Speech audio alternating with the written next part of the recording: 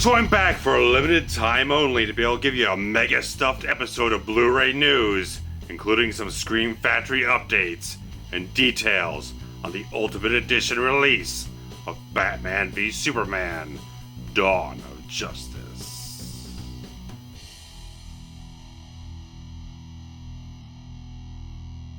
So first up, to celebrate their 4th anniversary, Scream Factory has announced that this fall they will release a special 2-disc collector's edition of John Carpenter's The Thing, possibly producing a whole slew of brand new special features to fill up both discs.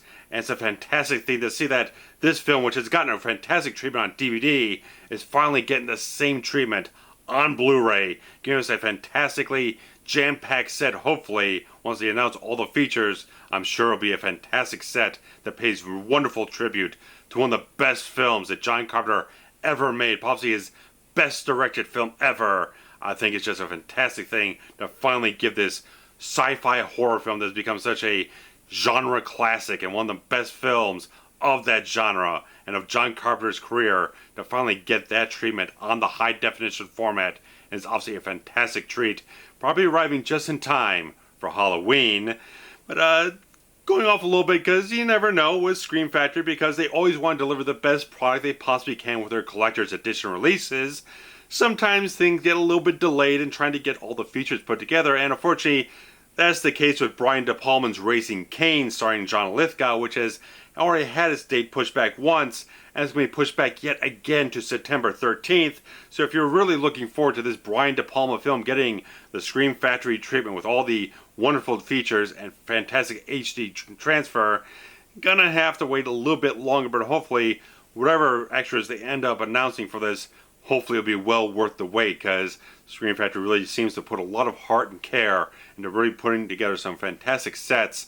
And there's also another one to note here, because the Carrie Elway's Alicia Silverstone thriller from the early 90s, The Crush, is getting a June 21st release with a fantastic set of brand new features, including a brand new audio commentary from director Alan Shapiro, interviews with Kurtwood Smith and Jennifer Rubin, and the original theatrical trailer and TV spots really kind of deliver this really good thriller that I've always really liked. First off, some of the a little bit of eroticism, a little bit of titillation in the film, a little bit tantalizing stuff, but it's still a really good thriller that puts together a really good solid cast and good sort of psycho elements to it overall. This sort of obsessive behavior with Alicia Silverstone's character in the film really is good stuff, and it's like one of those films that really kind of just propelled her career even further. So it's like really good to see that they're giving this film as well a nice treatment too. It's like always great seeing Shout Factory and Scream Factory really kind of just pulling out stuff that's mainstream and obscure and everything in between to really kind of fill out their catalog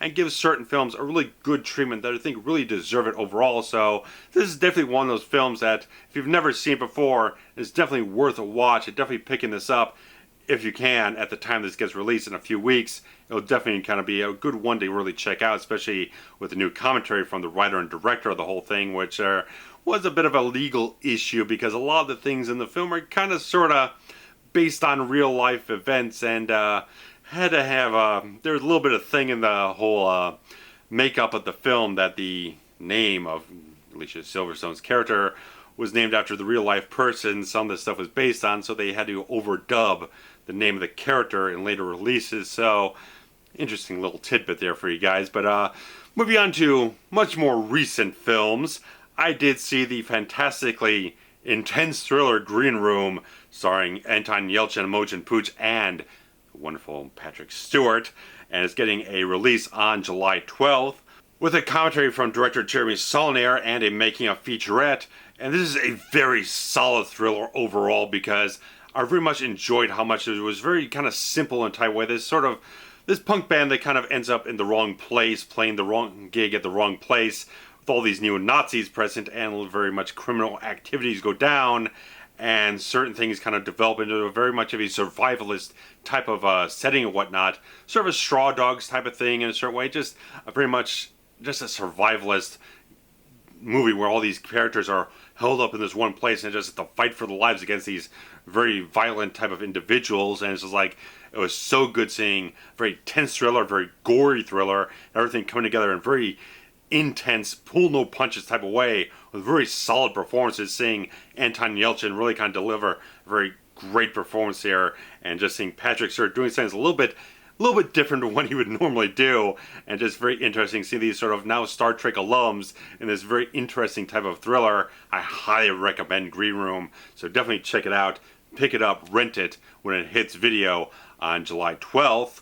And moving on a little bit, something that I didn't get a chance to see because it was in limited release, because Don Cheadle did a sort of biopic on jazz or social musician Miles Davis called Miles Ahead, that I really enjoyed seeing this trailer for it, with Don Cheadle, Ewan McGregor, and Phil Appeal. Just looked like a very snappy, very witty type of, very sharp type of interesting, fun film that really was very gravitated towards, but it was in limited release. I didn't get to see it, but apparently on July 19th you'll be able to see it for yourself in the comfort of your own home. And it's like one of those films that's like, it didn't, from what I've heard of it, is not very strict about the details of Miles Davis's life, but it kind of plays things a little bit like a jazz musician would, kind of play it a little bit by ear, a little bit free floating and whatnot. So it's like a very interesting idea for the film. I'm very much interested to see it because it looked fantastic from the trailers.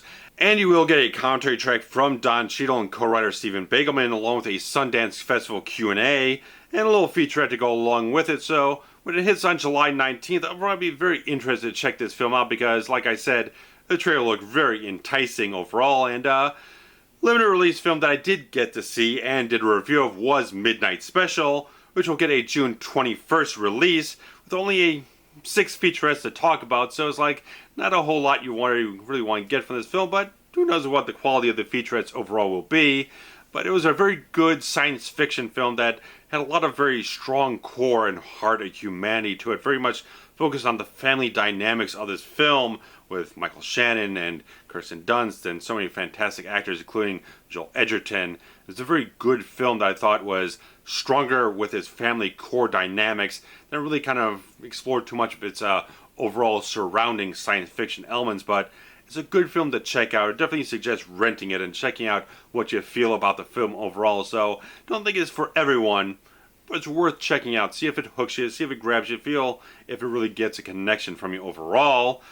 But the big thing here, because obviously they just released the trailer for it, is the Ultimate Edition extended cut for Batman v Superman Dawn of Justice, which apparently is getting a release on July 19th officially with its home media, physical releases, everything. I think it's going to hit a few weeks earlier on digital HD, but there's a lot of great things to really talk about here because the extended edition of the film will be an extra 30 minutes long, making the overall runtime of the film 3 hours, which a lot of people, very polarizing film.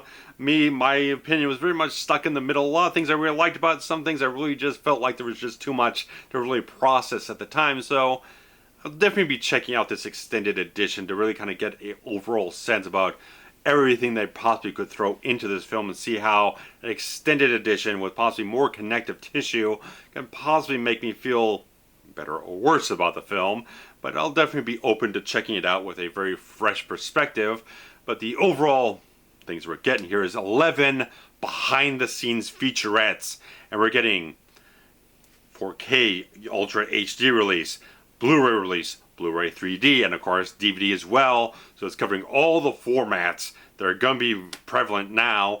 And apparently, at least from a UK retailer website, there was a Steelbook tease overall. So I don't know that it's just going to be in the UK or it's going to be available on various retailers here in the United States, but somewhere possibly is going to get a Steelbooks, and we'll see. There'll probably be a lot of retailer exclusives for this big release or whatnot, probably something with a figurine or some other wild stuff. Who knows? But at this point in time, that's basically all we've gotten, with 11 behind-the-scenes featurettes and some 30 minutes of additional footage to possibly expand upon.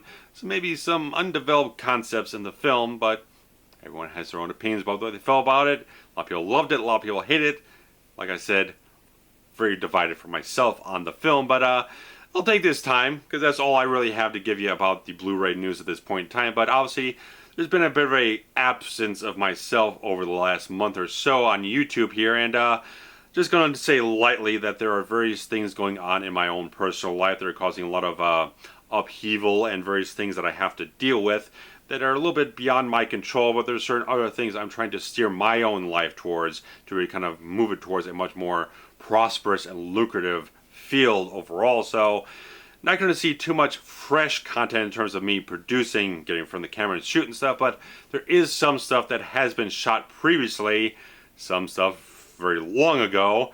Let's say there's a couple of things that have been shot over the course of time that never really got into the editing stages for various other issues where it was a technical issue. I didn't like the new microphone I was using at the time, or maybe I didn't feel that strongly about the film to really dedicate the time to editing it. I want to move on to other stuff, or whatever you have you. So there's going to be some stuff pulled out from the vault of unproduced, post-produced type of stuff that hopefully I'll be able to trickle out onto the channel here until other things in my life kind of rearrange themselves and get them into the place where I really want them to be and have things kind of settle down so I can get back to producing movie reviews, stuff like that. So not going to say much more than that, but just to let you know, guys, there are certain things I am trying to strive myself towards for the future of my own benefit here, and hopefully be able to still be able to get back to producing regular content for you guys. So that's really all I can say about that at this point in time. But I have not forgotten about you guys at all. Obviously, I'm not dead. This is me here talking about your new stuff, so I'm still around. And if you miss me at all, there's always the social media stuff, Twitter, Facebook, stuff like that. Hit me up, follow me there, be able to communicate with you guys there, talk about the various things. So I've been still been going to the theater. Saw Green Room, saw Captain America Civil War, X-Men Apocalypse. Have some varying opinions about it, depending on what my expectations were for the films, but I posted some little tweets here and there. You can check those out, and hopefully I'll be able to produce something a little bit more in-depth about those in some time. So maybe by the end of the summer I can produce a little bit more kind of a all-encompassing video, but we'll see where things go in the next couple of months to see how my life progresses to the place I hopefully want to be at those points in time. So thanks for sticking it out, guys. I know like long droughts are kind of like a death knell for certain channels, but I just want to let you guys know I'm still here. Still want to be working with you guys, still interacting with you. But right now, there's a lot of other things I need to be working on to better myself at this point in time, and hopefully things will work out. Where my first feature film, The Fixer, which was shot a long time ago, and there's been a lot of post-production twisting and turning over the years that hopefully will finally be coming to the apex of everything to allow it to finally be completed as I want it to be completed and be released to you guys, Vimeo, YouTube, and Amazon Video. So hit me up, guys, social media, like I said, links in the description below, and hopefully I'll have some very good kind of stuff pulled out of the vault for you guys, edited together, that has been sitting around for quite some time, and hopefully it'll be tide you over in the lulls here. So thanks for sticking around, guys. I very much appreciate it, and I'm getting very, very sweaty here. So thanks for watching. Take care, guys. Bye-bye.